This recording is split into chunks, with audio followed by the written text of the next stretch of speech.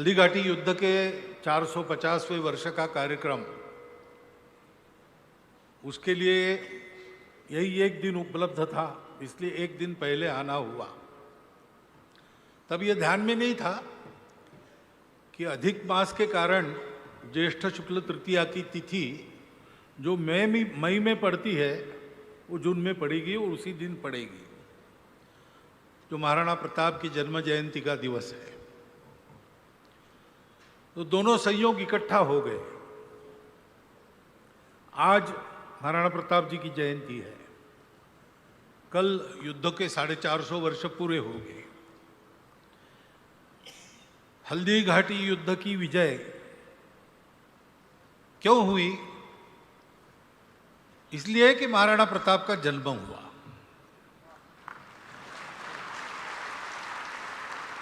आज का दिन कल के दिन का कारण है,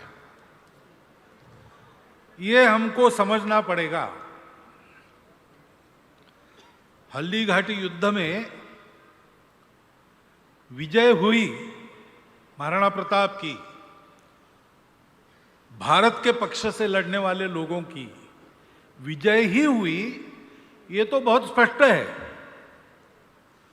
विमर्श उल्टा चलाया, लेकिन तथ्य उसके विपरीत है।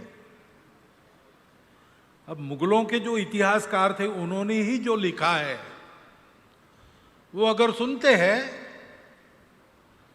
तो कहते हैं कि पहले ही हमले में अपना स्थान छोड़कर हमको 6-7 मील पीछे जाना पड़ा।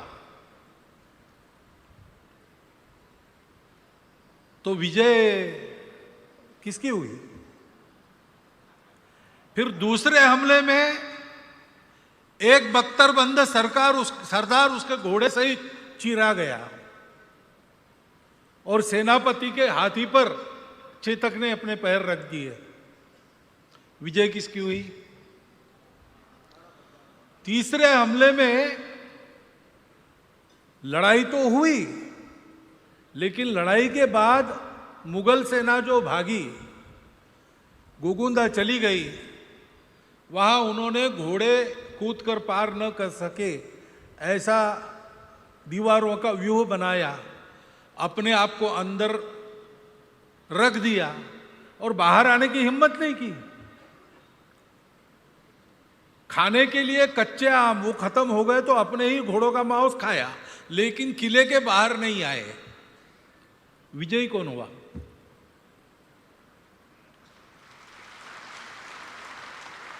ये जो ऐसे नैरेटिव बनाने वाले इतिहासकार रहते उस जमाने में भी थे, उनकी आदत रहती है। एक दूसरा उदाहरण मैं देता हूं। बाबू कुंवर सिंह, झांसी की रानी के मृत्यु के बाद और नाना साहब पेशवा नेपाल चले गए, कुछ लोग अंग्रेजों के शरण में चले गए, कुछ लोग लड़ना कायम रखा, तो बाबू कुंवर सिंह अपने राज्य वापस गए जगदीशपुर, और उस राज्य को उन्होंने अंग्रेजों से ले लिया लड़ते लड़ते। तो अंग्रेजों ने उनको जगदीशपुर जाने न देने के लिए बहुत सारे हमले किए, लेकिन बाबू कुंवर सिंह का तंत्र क्या था? जो राणा प्रताप ने हल्दी घाटी के युद्ध में तंत्र का इस्तेमाल किया, उसी प्रकार का उनका तंत्र था। अंग्रेजी फौज आती थी, इनकी फौज थोड़ी थी, तो वो भागते थे, लेकिन भागते थे इसलिए कि अंग्रेज अपने पीछे आए, और विशिष्ट स्थान पर छुपे हुए उनके सैनिक चारों ओर से घेरकर उनको मारते थे, सामान लूटपाट करते थे और आगे चले जाते थे। ऐसा होते होते वो जगदीशपुर चले गए, विजयी हो गए, राज्य वापस ले लिया।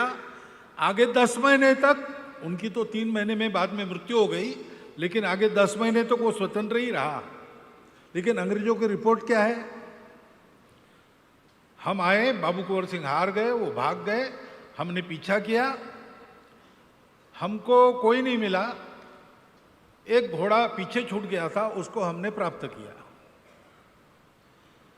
और हमारे 50 सैनिक मारे गए, खाने पीने का सारा सामान चला गया, तोपें भी चली गई, वो बाबू कौर सिंह ले गए, बाबू कौर सिंह हार गया। ऐसे उस समय इतिहासकारों ने किया होगा, पता नहीं, उस समय नहीं किया होगा तो भी आज तो कर ही रहे कि इतनी बड़ी लड़ाई हो गई, राणा प्रताप को समाप्त करने के लिए दल बल सहित अकबर आया था, इतना बड़ा सैन्य संभार मेवाड़ पर टूट पड़ा, और आखिर क्या हुआ, हम एक हाथी लेकर वापस गए, और जब हाथी पर बैठकर जा रहे थे तो मेवाड़ की सामान्य जनता मिट्टी के ढेले फेंक फेंक कर हमको मार रही थी, हमने कुछ नहीं किया, और जीते कौन, हम जीते। ऐसे कि भी होता है क्या? मेवाड़ का युद्ध, हल्दी घाटी का युद्ध एक लड़ाई नहीं थी, ये भारत के समाज का विदेशियों से जो लंबा संघर्ष चल रहा था उसका परिणाम लाने वाला एक युद्ध था। वहां लड़े थे थोड़े से मेवाड़ के वीर, मेवाड़ की जनता के साथ राणा प्रताप नेतृत्व कर रहे थे, लेकिन उत्तर दक्षिण पूर्व पश्चिम पूरा भारत उस लड़ाई पर निगाहें टिकाए बैठा था, और उस लड़ाई ने यह तय कर दिया कि ये जो विदेशी आक्रमण है ये भारत को झुका नहीं सकता। नियति ने उसकी जितनी आयु लिखी है उतना रहेगा, लेकिन जाएगा, वो आया है वो जाएगा। हम भारतवासी अपने धर्म संस्कृति सहित यहां पहले से है, बाद में भी रहेंगे। ये फिर एक बार तय करने वाला वो युद्ध था। वो जो आंधी चलकर आई थी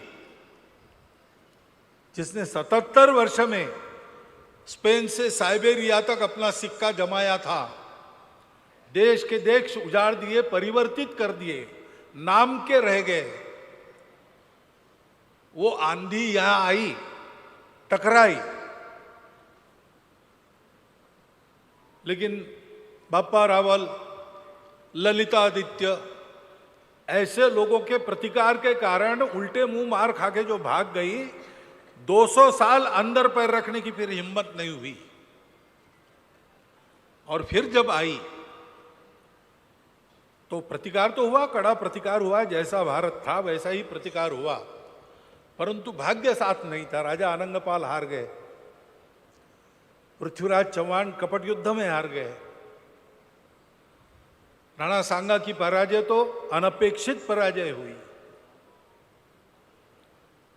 हिंदू समाज सोचने लगा कि क्या हमारे दिन पूरे हो गए, अब बाकी देशों जैसा हम भी अपना धर्म संस्कृति पूर्वज सबको छोड़कर कुछ दूसरे बन जाएंगे? ऐसा कभी नहीं होगा। ये निस्संदिग्ध उत्तर भारत के समाज को हल्दी घाटी की लड़ाई से हुआ। ये उसका महत्व है। समय समय पर भारतवर्ष में ऐसी आंधियां बहुत आई,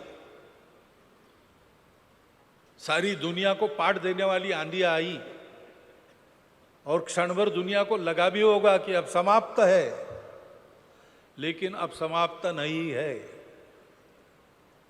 यूनान मिस्र रोमा सब मिट गए जहां से, कुछ बात है कि हस्ती मिटती नहीं हमारी। वो हस्ती हमारी पूरे रणावेश के साथ उग्र रणचंडी का रूप धारण करके उस समय हल्दी घाटी के मैदान में, हल्दी घाटी के दर्रे में प्रकट हुई, और उसने पास के मैदान को रक्त तलाई बना दिया। यह हमारा पराक्रम है, यह हमारा अमरत्व है। और जैसा मैंने कहा कि संयोग से उसका मूल जहां है, उस मूल के जन्म का दिन आज पड़ता है। हमको विचार करना पड़ेगा ऐसा क्यों हुआ। कंप्यूटर में डाटा डालते तो अकबर को ही जीतना था, लेकिन नहीं जीता। क्या था? इतनी छोटी सी सेना के पास क्या था जो अपने आप को हिंदुस्तान का सम्राट कहलाता था, उसको उन्होंने रोक दिया एक बार नहीं, उसके बाद कभी मेवाड़ की स्वतंत्रता पर आंच लाने की ताकत उनकी दिखी नहीं। टकराए बार बार, लेकिन हर बार वापस हुए। वो क्या था, कौन सी ताकत थी? एक बात है जिसका महाराज जी ने बार बार आपको स्मरण कराया है कि केवल राणा प्रताप नहीं लड़े, केवल उनकी सेना नहीं लड़ी, केवल मेवाड़ का राजवंश नहीं लड़ा, पूरा समाज लड़ा। सब भेद भूलकर लड़ा। जात पात की बात, खान पान रीति रिवाज की बात दूर हो गई, पूजा पाती भी अलग अलग थी, वो भी दूर हो गई।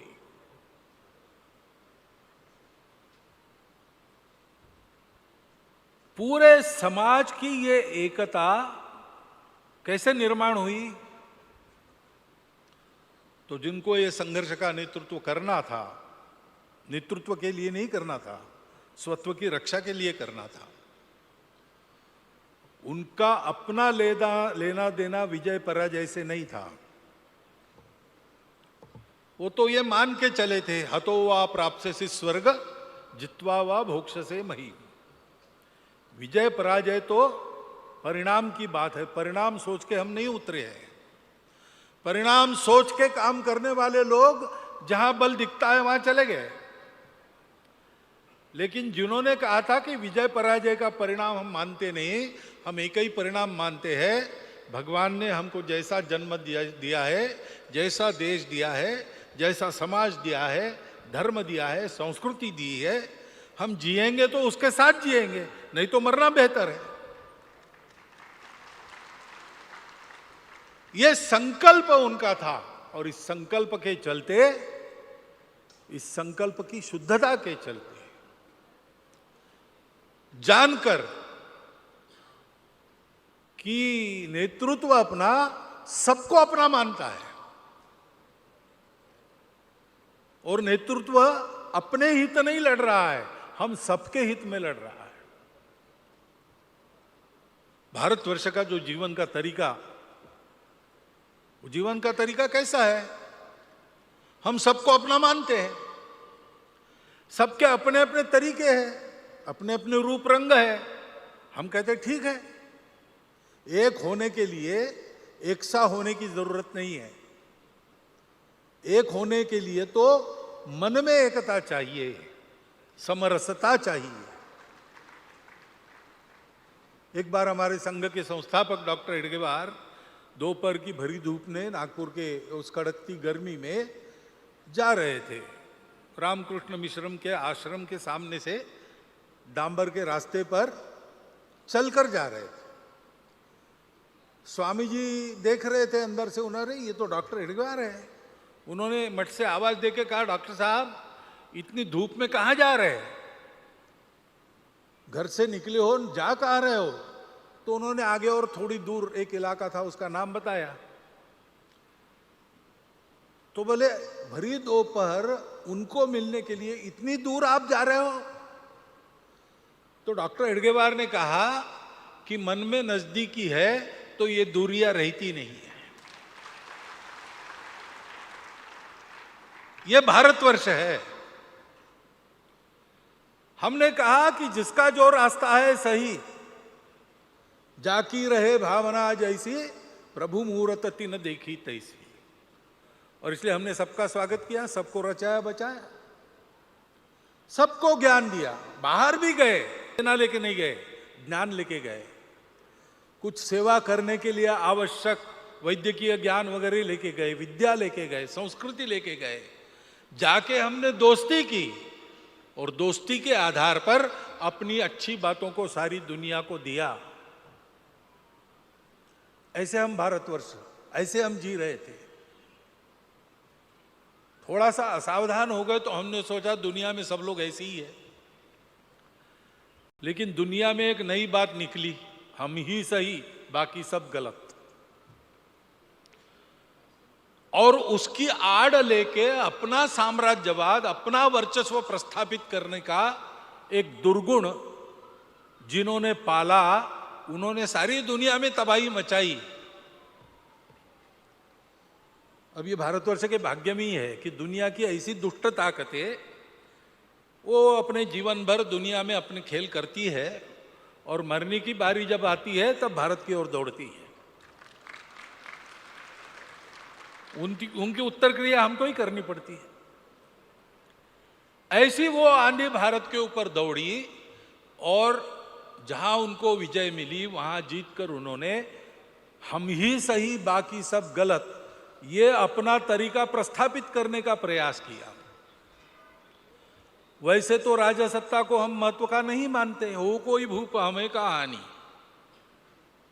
क्योंकि हमारे यहां राजा हुए, अनेक राजा हुए, उनकी आपस में लड़ाइयां भी हुई, राजा बदले भी, लेकिन किसी राजा ने अपने तरीके दूसरों पर थोपे नहीं।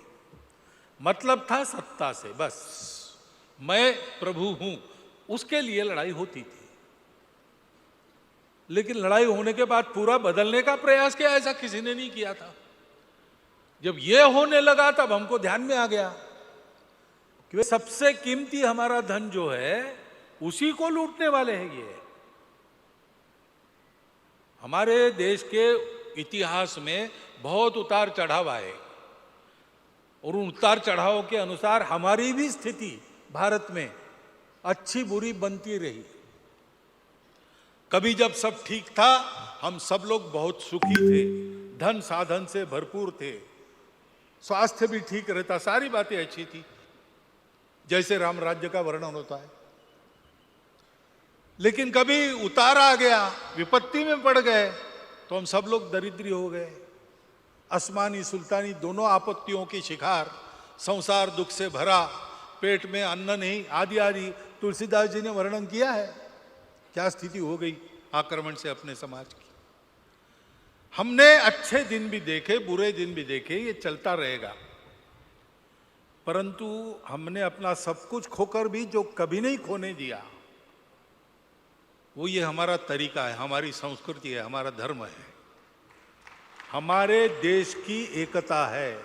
आज भी देखिए आपस में बहुत लड़ते हैं हम बहुत सी बातों को लेकर, लेकिन जब भारत की सीमा पर कोई शत्रु बोलता है या अंदर घुसता है तो सब झगड़े भूलकर सारा देश एक होता है।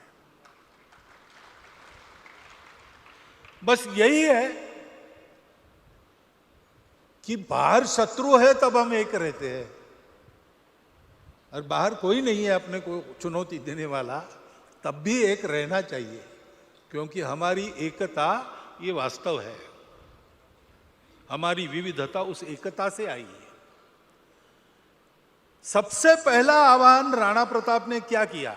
कुंभलगढ़ में रहते समय उस एकता को प्रस्थापित किया। भीलों में जाकर रहते थे, राजपुरुष गरीब बस्ती में जाकर रहते थे,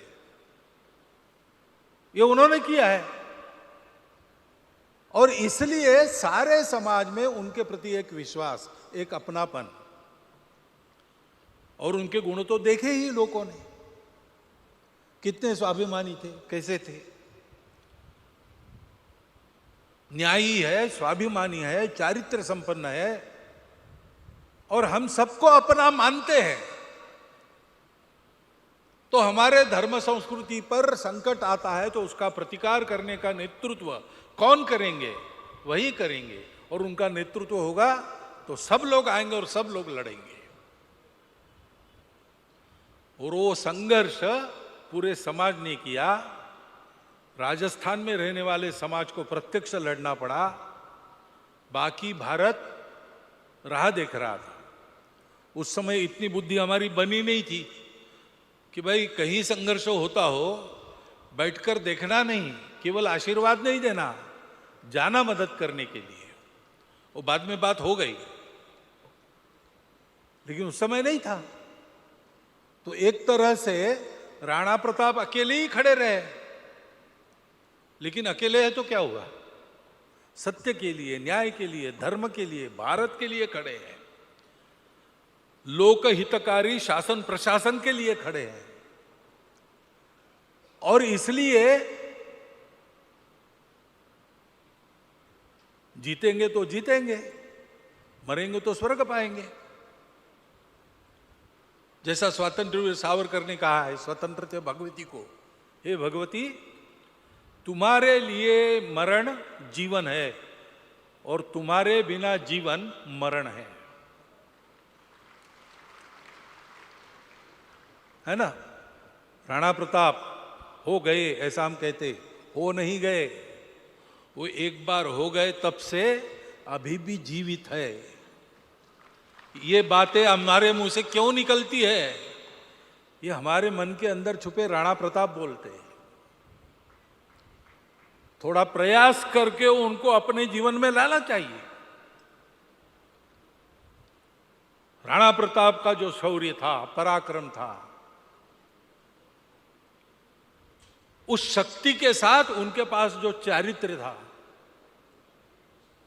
कैसे शीलवान थे? भारत का जो शील है उनका शील था। शिकार के लिए मानसिंह आए, उनके रेंज में पड़ गए। लोगों ने कहा कि अभी मारो। उन्होंने कहा नहीं, ये अपनी रीति नहीं है। हमारी लड़ाई भारत की रीति के लिए चल रही है। रीति छोड़ के हम लड़ेंगे तो पहले ही हार जाएंगे। असावधान शत्रु पर वार करना हमारी रीति नहीं है। इधर रीति का पालन करते थे इस प्रकार, लेकिन नए नए तरीके जो आवश्यक है धर्म संस्कृति देश समाज का बचाव करने के लिए, उनको भी सीखते थे। ये जो तंत्र है छापामारी लड़ाई का, वो तंत्र उन्होंने उपयोग में लाया। आगे सीधे मैदान में एक सेना दूसरे से टकराती थी, लेकिन उनके ध्यान में आया कि इससे हम हुतात्मा तो होंगे, कीर्ति भी होगी। हुतात्माओं की कीर्ति तो अक्षुण्ण रहती ही है, परंतु हमको जिसको बचाना है वो नहीं बचेगा। तो उन्होंने उस तंत्र का उपयोग किया। उस तंत्र के उपयोग से उनको पूर्ण विजय मिली। हल्दीघाटी लड़ाई के तीसरे चरण में इसी का उपयोग करके उन्होंने अपनी सेना को मैदान से पहाड़ में खींच लिया। वो सेना सुरक्षित हो गई।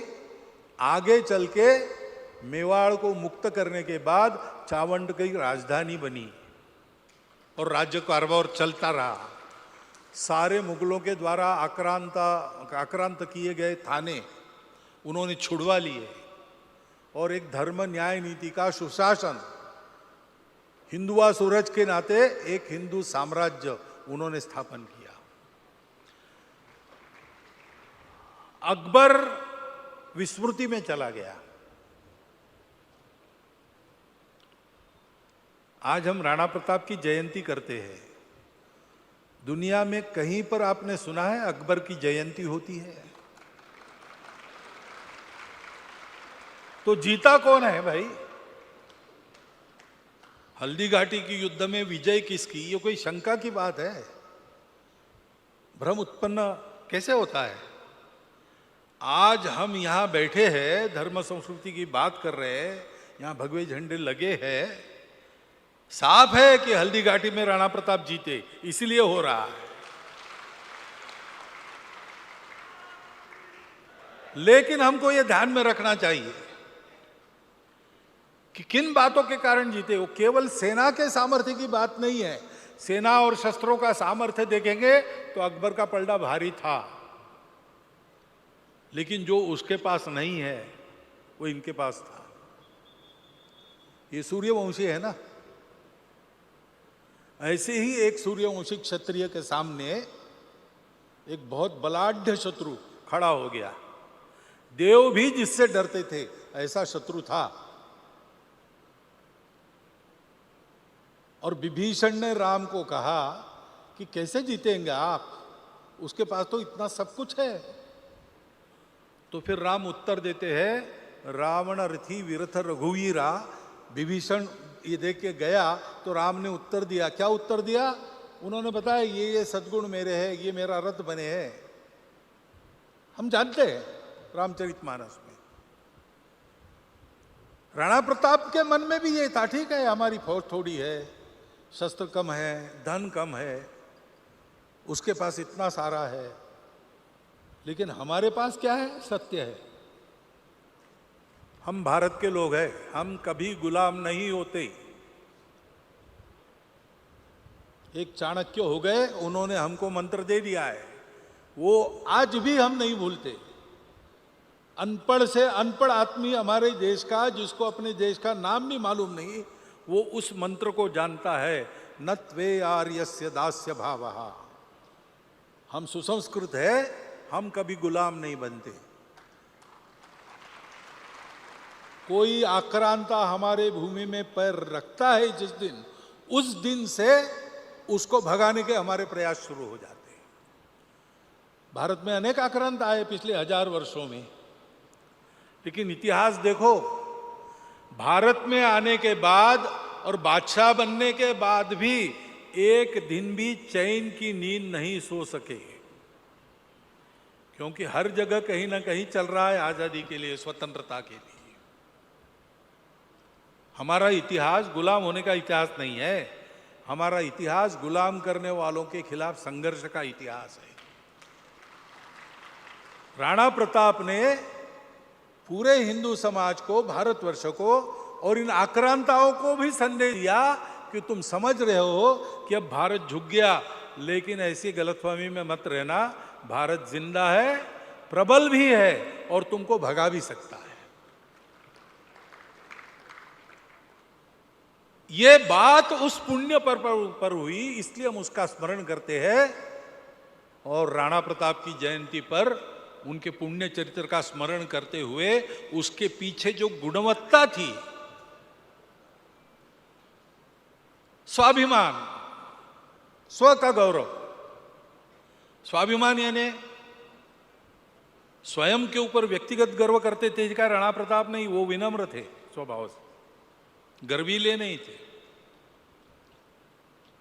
कोई एक राज परिवार का वो गर्व था क्या? नहीं, राज परिवार था, परंतु वो भारत का था। एक कवि ने उस समय कहा कि सारी लड़ाई हो गई और पूरे युद्ध में अकबर ही हार गया, क्योंकि राणा प्रताप ने अपना धर्म नहीं छोड़ा।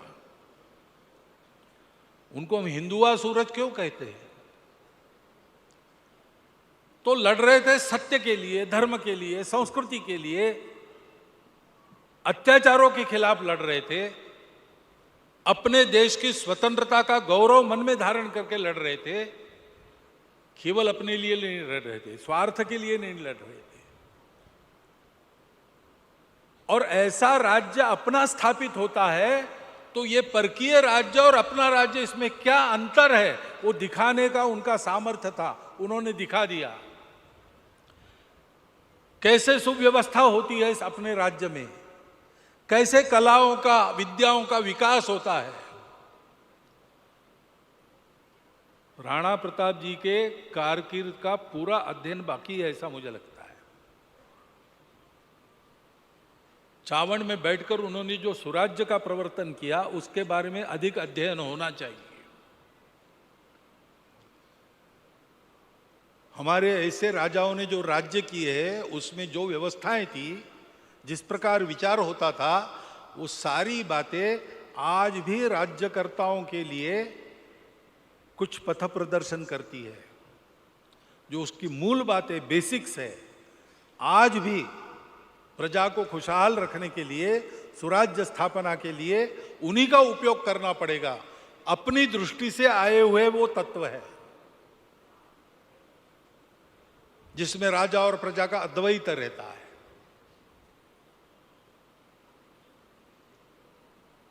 ये पूरा चरित्र का आदर्श उन्होंने रखा। उन्होंने केवल एक युद्ध नहीं जीता, एक स्वराज्य स्थापन करके दुनिया से चले गए, केवल ऐसा नहीं किया। उन्होंने आने वाली पीढ़ियों के लिए एक तरीका स्वयं के जीवन से जीकर बताकर उपलब्ध करा दिया। फिर कभी संकट आएगा, फिर ऐसे ही लड़ना पड़ेगा, क्या करना? राणा प्रताप का जीवन देखो।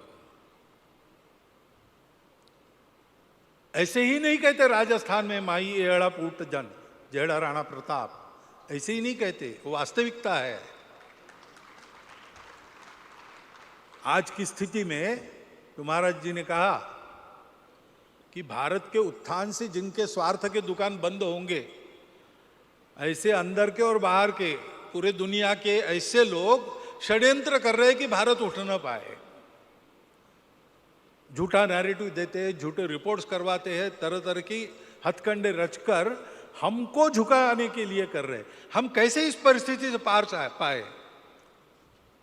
वो लोग सधन संपन्न है, जनबल, धनबल, संगठन बल सब है उनके पास। हमारी जनसंख्या, हमारे पास ये धन साधन कम है, तो किस आधार पर हम खड़े रहे? जैसे राणा प्रताप खड़े रहे अपने स्वत्व के आधार पर, अपने धर्म संस्कृति के आधार पर, स्व गौरव और स्वाभिमान के आधार पर, हम वैसे ही एक होकर खड़े रहे। जैसे राजस्थान में राणा प्रताप ने मेवाड़ की जनता को इस आक्रमण के विरुद्ध संगठित किया, ऐसे ही एक होकर हम खड़े रहे, ऐसे ही सद्गुणों का आचरण करें। हमारा परस्पर व्यवहार इस सारे अभियान को, भारत के उत्थान के अभियान को आगे बढ़ाने वाला हो। हम अपनी छोटी छोटी संकुचित पहचान की बातें छोड़ दे। हो गया, पूरा भारत है, एक है, और दुनिया को धर्म देने वाला भारत खड़ा करना है।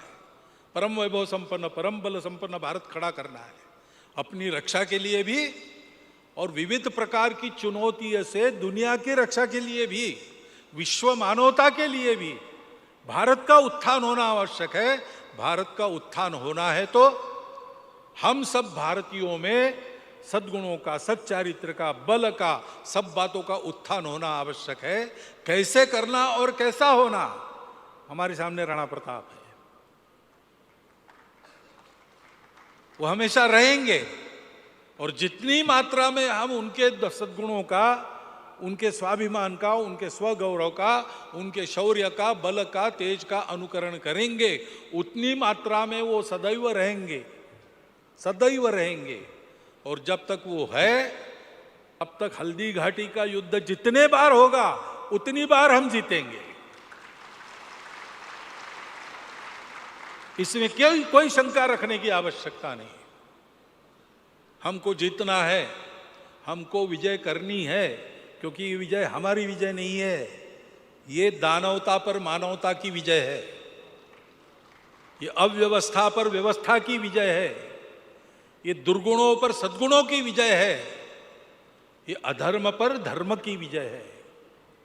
धर्म, व्यवस्था, सद्गुण, विश्व मंगल, विश्व कल्याण की कामना लेकर हमको उस संघर्ष के योद्धा के नाते खड़े होना है और सर्वथा अपने जीवन में राणा प्रताप के जीवन के सद्गुणों का अनुकरण करना है।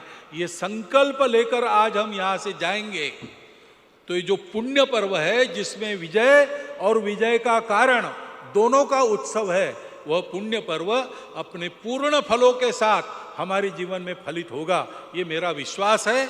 यही आह्वान करता हूँ और आपको धन्यवाद देता हुआ मेरे 4 शब्द समाप्त करता हूँ।